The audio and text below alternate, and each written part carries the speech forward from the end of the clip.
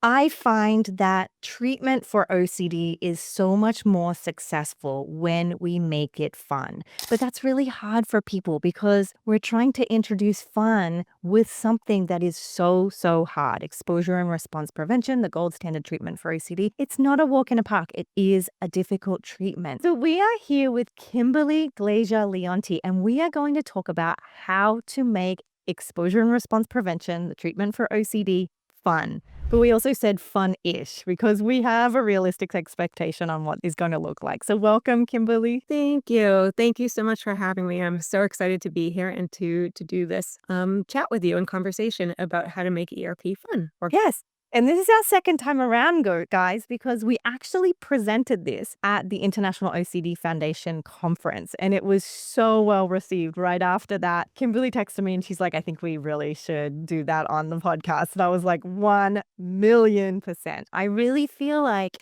everything we talk about here on CBT School is about making it compassionate, about making it accessible, but I don't really talk about the fact that it can be really fun. It actually can be really fun. Now, what I want to sort of disclose at the front here is I have been reading more and more people talking about ERP as if it's like a punishing type of treatment, as if it's like a mean treatment or an abusive type of treatment. And I could not disagree with that more. And I think that's actually more to do with the way in which it's implemented, because I have found, and I'm sure you have too, and we're going to talk about it, like, number one, to get appropriate good treatment is literally the biggest gift in the world. I've been given ERP. It's changed my life, saved my life, was so helpful. But also to have a therapist who was cool to giggle and cool to make really, really terrible conversations, put some light on it. So I'm really grateful you're here.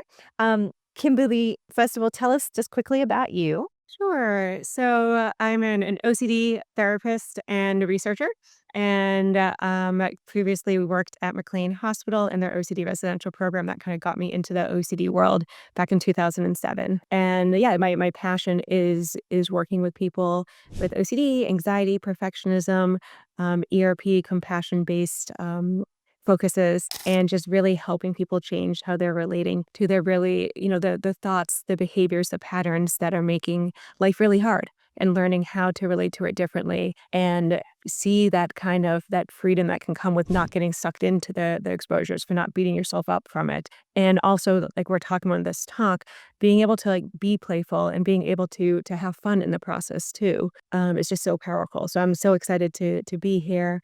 And yeah, I have my own group therapy practice, Clearview Horizons, and also my online platform, Break the Cycle with Kim, which has self help OCD resources. So thank you so much for having me. Oh, I'm so thrilled. So when we did this presentation, you actually had this really cool little piece of research at the front end. I wondered if you would share that with us because I feel like it sets the foundation beautifully. Yes, yes. So it's really interesting. So Volkswagen, kind of unexpected, the car company, had some behavioral experiment studies that they did. And one of them is looking at behavior change. And so what they were trying to see is, could adding fun, they call it the fun theory, could adding fun kind of really help people make behavior change that helps them for the better, or help society for the better in a situation. And so one of the ones that we talked about in our presentation was looking at in the subway system. And so what they did was they had a staircase that was directly next to an escalator. And they have video footage of kind of showing how much the staircase is used versus the escalator. And it's like most people are taking that escalator up. Then what they did is they changed the staircase. So instead of just being a standard staircase, they made it look like a piano, or like the keys on the piano. So they had it like the white keys, the black parts on the keys. They made it so that when you step on it, like music plays, and they have that video footage of after this kind of change happened, how many people now are taking the stairs, because it's fun, right? It looks fun, it's playful, it has music. You see people kind of going like up and down, making the notes, dancing around. And they had said that like 66% increase of people now taking the stairs over the escalator just by making the stairs fun. Well, it's looking at not kind of like an OCD study. It's the same underlying kind of principles, right? Of if we can kind of make things more fun, more playful, like how does that help us want to make changes, right? How does that help people want to do things differently that then will help them, whatever their goals might be, OCD, non-OCD? So that was kind of the cool study that we spoke about in that presentation that kind of laid the groundwork. Yeah, I love it. I love it. So I think that what's so beautiful about that, I get goosebumps every time. And we will leave a link to that video because in the presentation you actually shared the video of it, and it's so fun to watch people like curiously stepping on one step and being so excited about the step making a noise. I think that the beauty of exposure is we see on the internet or how we hear about it is people, facing 10 out of 10 anxiety, fears, and it being so terribly painful. And I have to admit, and I've even had people say, I don't know how you do what you do. Like, isn't that just so hard to they use this term, like force people to do these things. And I'm like, literally never once have I felt that way. And if even get an inkling of that, I back up and I think about how can we make this more playful? And the amount of times where you can find a way to have someone face their fear, but in a fun-ish way, that's in line with their values, it's amazing, right? It's so cool. So let's sort of go through what are some ways that people can make their fear or facing their fear fun. And maybe we'll do some together because I know we did in our presentation. Yeah. And I think one of the things that we spoke about too is kind of looking at when we're making something fun, we're not taking away from the ERP principles. Yeah. So it's not that we're like, oh, we're just going to have lots of fun and kind of like do something, but not really do it. And like the goal to not really feel that anxiety, right? That's not true at all, right? We're trying to make it like a lighter, more playful, add some like, oh, like I kind of am more open to doing this, or I'm not like as like, right? And so it's really trying to help clients be able to get a little bit more excitement about it versus like dreading. And it's okay if people dread, right? Because that's all part of that process. But if we add a little bit more lightness and playfulness to it, it can really help change people being more open to trying or being more open to kind of following through outside of therapy. Yeah. Because I find that's one of the biggest things as far as kind of making gains, right? Is that follow through in between sessions. Yeah, that homework compliance. And it can be so hard because, understandably, we're kind of helping and wanting people to continue to work on facing the OCD, right? Resisting those rituals. And doing that in therapy is hard. And doing it outside of therapy can be even harder. And then doing it not just like once or twice, right? But we really want that consistency and that frequency. So yeah, so I found that like really trying to add that playful element again, but we're not taking away from the actual exposure. Because people might be like, wait, but that's supposed to be hard. And yes, it is. But you could also like both can coexist together. Yeah. And so I think like as we're talking about that and as we did in the presentation, like that's a key kind of takeaway because if someone's like, oh, we can make it fun and we don't want to lose the element of the ERP in that process. Mm-hmm. Um, so one kind of one that I like a lot, I'm kind of really basketball used to be my life decades ago now, but I still enjoy it. And so I kind of find that it can be fun to kind of come up with little games. Right. So like if we're working on something, it can be contamination, but it can be so many other things too. Because oftentimes like, oh, we're thinking of like throwing an object into a trash can, right? That would be maybe contamination for some people with contamination. But you can do that same thing and trying to kind of take something and toss it in, and it can be non-contamination related. Maybe it's like you're taking a ball and tossing it in, or it can be a trash can, it can be a bucket, it doesn't matter what the actual bin is. And perhaps if you miss that toss, then you kind of do an exposure. Or if you miss that toss, then you're saying, like a triggering word out loud. So it's kind of, you're adding in that fun, playful element of like doing something or trying to get that basket. Or if you don't like basketball, like kick a ball into a goal or whatever it might be. And we're linking up some type of exposure to that. And that's how it can be any theme. So it's not just like a contamination thing. Yeah. I remember once, many times, but specifically with this example of playing battleships, and you would have 3 strikes, and whoever got sunk, we would do an exposure, right? So if someone got sunk or if they didn't get sunk, depending on the rules that we'd made, but also letting the client make the rules of the games, right? Because it gives them a sense of like, I'm a part of the making of the game and I'm a making of the rules. And that was really fun because instead of it being like all right, here we go, we're going to do exposure, it was like this buildup of the game focus. I'm thinking of when you said basketball, even like if you did have to throw something in trash, you would like pretend to basketball and slam dunk it into that trash. Sure.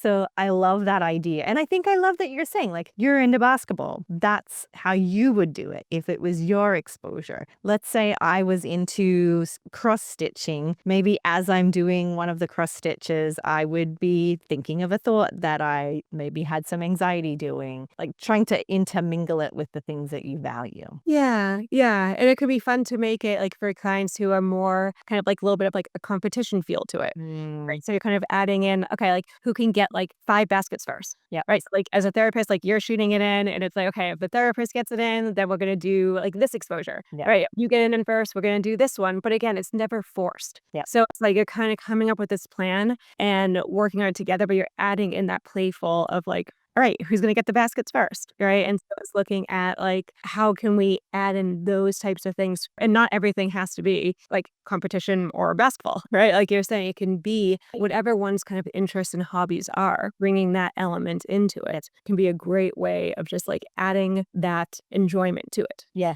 I remember once having a client many, many years ago, and this client had a fear of vomit, which is a very common phobia, emetophobia. And she was moving up her hierarchy really well, and it got to the where we were doing exposures to the sounds of vomit. And she, of course, did not want to do this. And I said to her, like, in your life, who would be the funniest person to do this with? Like, what would be the funniest? And I thought she'd say like a friend or her brother or something. And she was like, it would be really hilarious to actually hear my dad make a vomit noise. Because she's like, he's so serious and he's like always so busy and he's at work and, he's maybe a little more firm than mom, who's more playful. She's like, it would actually be hilarious to hear him. And so I was like, okay, let's ask him, bring him in. And of course, dad was like, whatever helps you to get better. But he was really uncomfortable. And that made her laugh, right? Because he didn't like to act. He felt uncomfortable doing it in front of me. But she thought that was classic, right? Hilarious stuff. So I think it's also like, it doesn't even have to be the action being fun. It might be doing it with someone who makes it fun. Or it's funny to hear it when somebody else does it. Or even clients I've had say their fear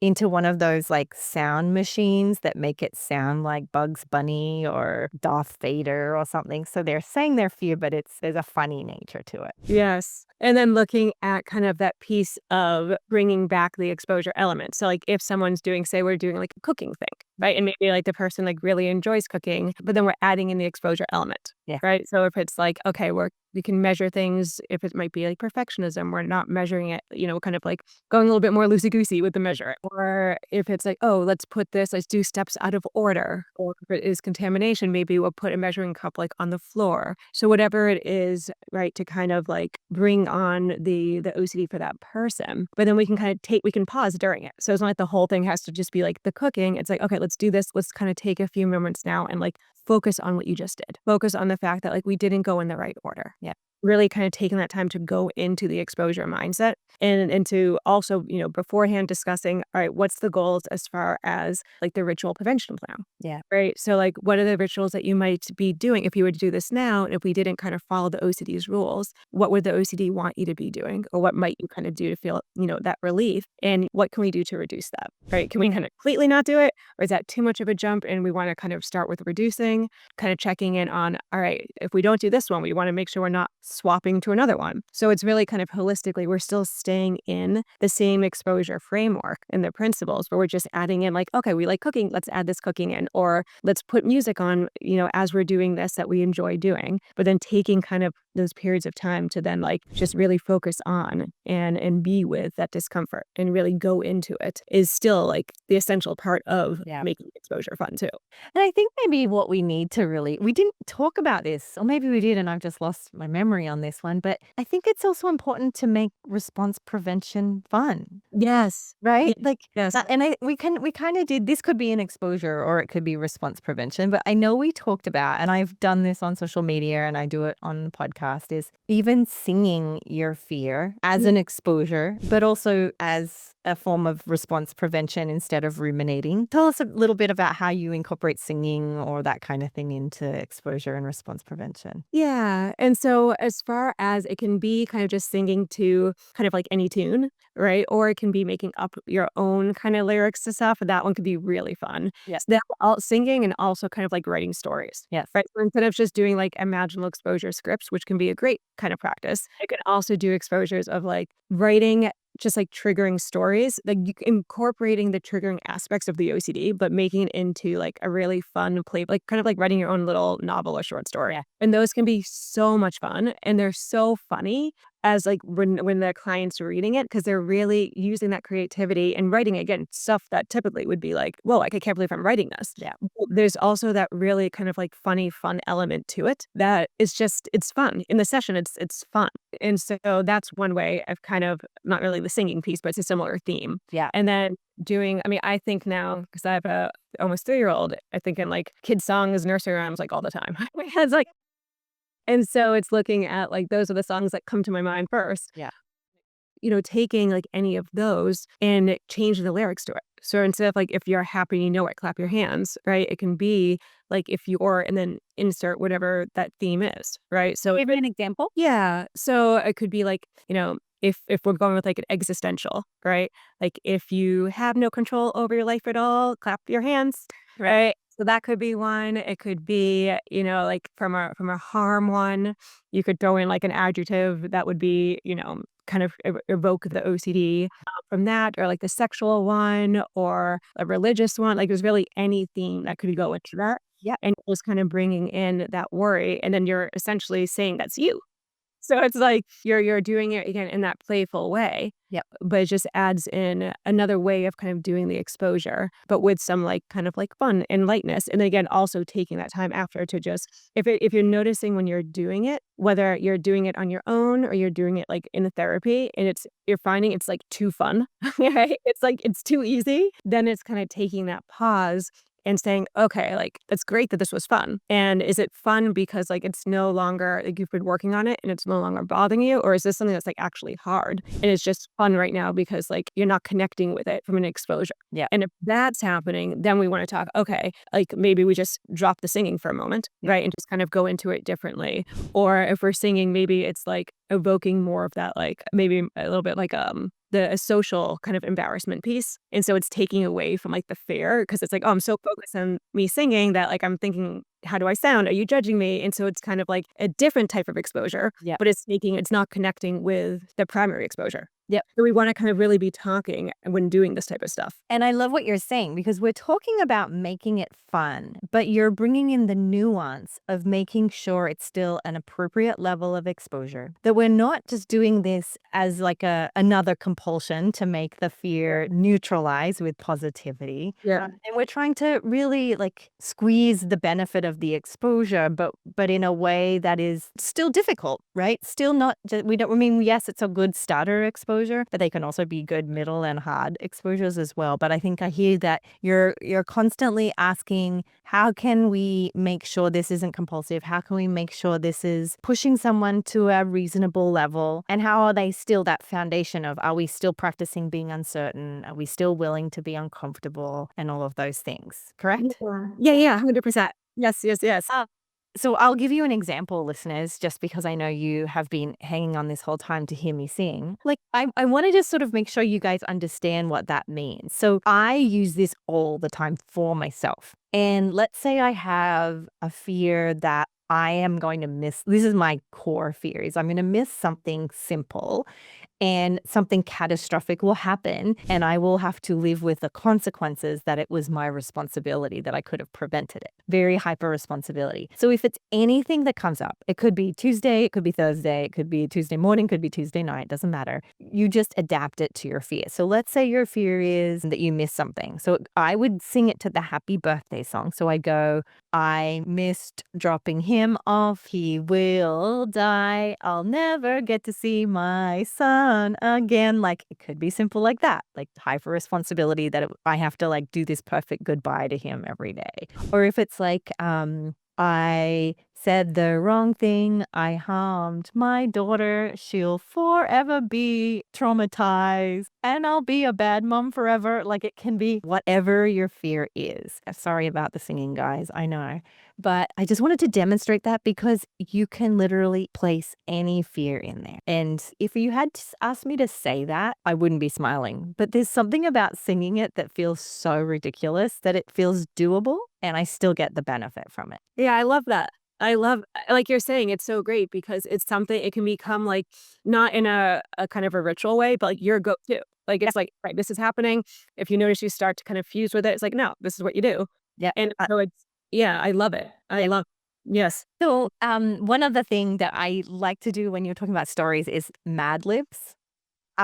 And just so anyone, literally, I've had therapists of my therapists who work for me here in my practice, where they actually used AI to create a very basic Mad Libs, or you could just get the book from the bookstore. You can buy Mad Libs, and then you just fill it in with your obsession content. So, like, if it has to be an object, they might write knife. If it has to be an emotion, they might write terrified or guilty or uncertain. If it says a place, they might pick the place where their obsession is. And they're using that so that when you read it back, it's an opportunity for an exposure. Yeah, yeah, It yeah. just sounds silly. Yes, yes, yes. Agreed. Yeah. But other ideas do you have? I also I like, doing, like, obstacle course type of things, or kind of, like I like making things into games, right? Because I feel like it's so fun, and when you think about, like, how kids learn best too, right? It's like they really do so well with trying it's like, "Oh, go brush your teeth." Like, no, like, I mean, the one of the tone matters, right? But it's also, like, if you can make things not everything has to be a game, but, like, adding lightness into things and kind of bringing in, like, fun and humor, just with behavior change in general, it just can be so, so effective. And so it's looking at, like, a lot of times with it can show up with difficulty, like, "Oh, that's not fair. This is the order it's supposed to be."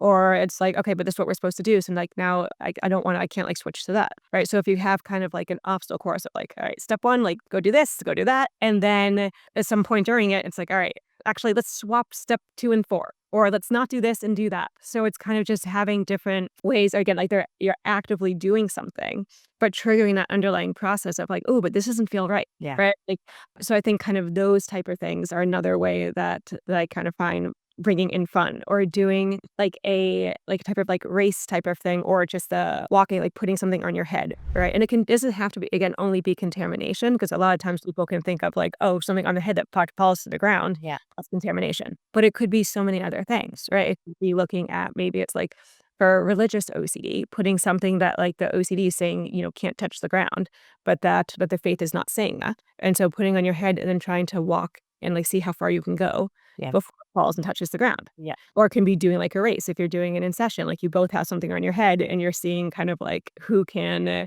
get to the end quickest. Yeah. All right. Again, all play competition stuff. For me, the goal is it's very playful. It's not serious. Like I'm going to beat you or you're going to beat me. Is that going to add in like just a fun little Yeah. aspect? I think it adds an opportunity to be mindful too. Like when we're just sitting and doing an experiment, let's imagine two people, the therapist and the client, sitting on a chair and they're just doing this very simple exposure. Not that there's anything wrong with that, but it's hard to then zoom out and be in that sort of normal functioning life and practice real life skills. So I feel like in the game, it gives you something to focus on, not that you're distracting, but practicing being mindful while you feel uncertain, while you feel anxious. That's the part of this I love. Like I once had a client where there was one specific word that was so triggering for her. And it was also like more of a post-traumatic OCD. So it was related to an event that happened and then her OCD just took over that one thing. She would write that word on pebbles in her front yard. She had this massive yard of pebbles and they were like, I don't know, a couple of inches, maybe 3 inches, these rocks, more like Mexican river rocks or very flat stones that maybe you would paint on. And so she would Sharpie the word and then just hide it down under there. So like not to like, she didn't want her kids to pick it up or anything. But then every day she would go in and write the word and then put the rock, turn it back down and put it there. And it was like a symbol of her kind of giving OCD the bird. But she thought it was hilarious. Like I didn't come up with this. She was like, no. She thought it because I think her kids were painting rocks. So she was like, I'm just going to do this. And it's so great to shift that playfulness. Yeah, I love that. That's made me think too of like if someone, is by the beach, right? And going and like writing in the sand. That could be a fun thing too, to kind of like go in the sand, but depending on what you're writing, right? It wouldn't be, they'll be keeping that in the sand, but it could be writing it by the water, right? If it's not like that, you could actually keep writing it, and then you're seeing kind of the waves kind of come in and take it away, but you're still like rewriting it out there, but you're adding in, connecting to something that you enjoy, or adding in that playful element to it. Yeah. Um, Yeah. I love it. Is there any other ideas? I mean, really the message I want to leave us on is you can do this with anything. People have different senses of humor too, right? So, this is so the irony of human beings. I have a son who hates guns but loves Nerf guns. Like he's dead against guns, but yeah. he will make a gun out of his toast if he was like be like, "Stick 'em up, mom," like, "Do, do, do, do, do." But if you said something about guns out, he'd be like, "Oh my God, guns." And so I think it's also sort of learning and everybody taking for themselves, like learning what is funny to them. Not that we're trying to make jokes of someone's suffering, but asking people, what do you find funny? Would it, for him, if I'd say if he needed to do an exposure, he'd probably think it was hilarious to like write words on a Nerf gun bullet and shoot it at the wall. Like that's where we can be creative. Do you have any advice for people who are, as we finish up here, do you have any advice for people who are wondering how to implement this into their own exposures? Yeah. So I think it's looking at one, trying to kind of see what are things that you like to do. And I know that can be a slippery slope, because sometimes people can also be like, ooh, I don't want to take something that I enjoy and kind of like, contaminate Contaminate it. with something that is really scary. And so if that's a part of it, and that could be an exposure, right? Of let's working up towards being able to do that, right? So taking in that enjoyment, if it's a video game or if it's certain songs or that you like, or dancing or whatever it might be, and trying to bring that in. Yeah. So if that's a piece, that's a common piece that can happen, and super understandable. But again, to me, that would be a great exposure to work towards, because otherwise it's essentially saying, well, this stuff's off limits. I can't kind of have these two be in existence with each other, which just reinforcing the OCD. Yeah. But I think that but if that piece isn't showing up, right, then it's looking at, okay, what are things that you genuinely enjoy doing, right? And how can you kind of integrate that into the exposure, from the sense of going back to that Volkswagen kind of fun theory of this is hard stuff that you're being asked to work on, right? That you want to, or know is helpful for you to work on, or wants to, or believes would be helpful to work on. Right. But life is busy. There's a lot of things, and it can be really hard to kind of take that extra time to do this, right? Especially when there's all these other aspects of life. And so it's looking at, okay, what would help me be more likely to do this? That's kind of that guiding question that I would recommend people kind of ask, and then be like, all right, this, or this, or like music or dance, or making it into some type of challenge, or cooking, or video game, and how can you kind of add in an element that makes you a little bit more excited to like do that exposure, while sticking to that principle of we want to do it, and we also want to take time to really focus on like what you're doing and work on that ritual prevention piece, because that's a huge piece of what exposure work is. Yeah. Yeah, exactly. And alternating, right? So having it be more of a formal exposure, then doing a fun one. Yeah. Widening the context in which you can do an exposure is awesome. I was also just imagining someone doing a cheer, like if they're having something or like they were afraid of sinning, they'd be like, "Give me an S, give me Yes, an yes, yes, I, yes, give me yes, an N." yes, Yes. yes. I love this. Okay, so can you tell us where people, I know you shared at the beginning, where people can get a hold of you, more about you and the work that you're doing? For sure. So my website for therapy is the Clearview Horizons, so cvhorizons.com. And then for resources, it's Break the Cycle. So it's letsbreakthecycle.com. And both of those places have different resources. I actually have something specific to this topic of making exposures more fun. So that's a guidebook that I have on this topic specifically. And yeah, I would love for you to. I also have a free OCD awareness scale, which people can download as well. Amazing. Thank you so much for being here and talking about it's so joyful, right? To talk about finding ways to make like life's hard enough.